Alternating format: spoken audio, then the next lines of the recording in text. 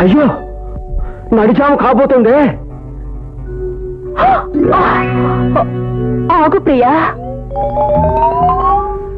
ఏండి ఇప్పుడే తినేస్తాను.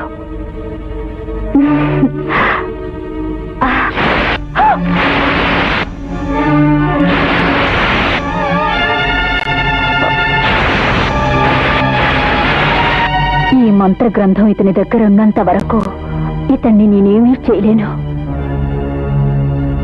మోహిని, వెంటనే ఈ మంత్రగ్రంథాన్ని మా గురుదేవులకు అప్పగించాలి. త్వరగా పద పద.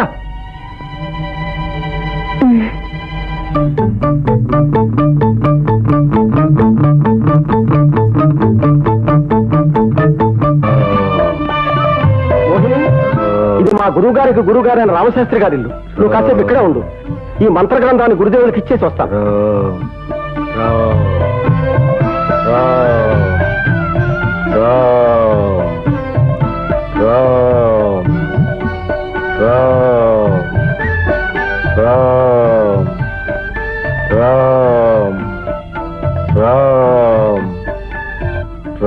స్వామి, ఏమిటి నాయనా, దెయ్యాలు తిరిగే వేళలో ఇలా వచ్చావు?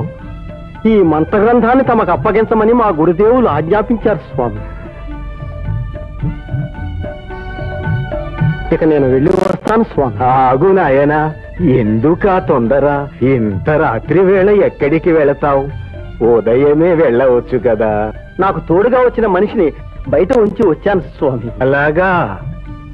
ఎవరా మనిషి? ఒక అప్సరస స్వామి. అప్సరస? అవును స్వామి, ఆమె పేరు మోహిని. అనుకోకుండా నా చెంతకు చేరింది.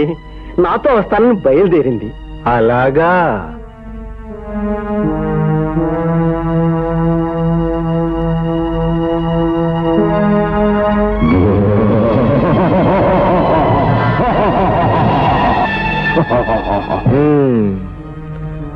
చూడు కామశాస్త్రి, నువ్వు నిజంగా అదృష్టవంతుడివి.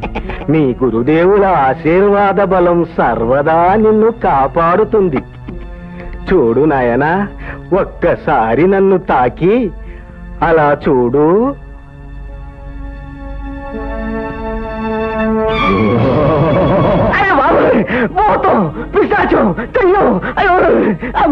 అది మనుషుల రక్త మాంసాలను భుజించే యక్షిణి.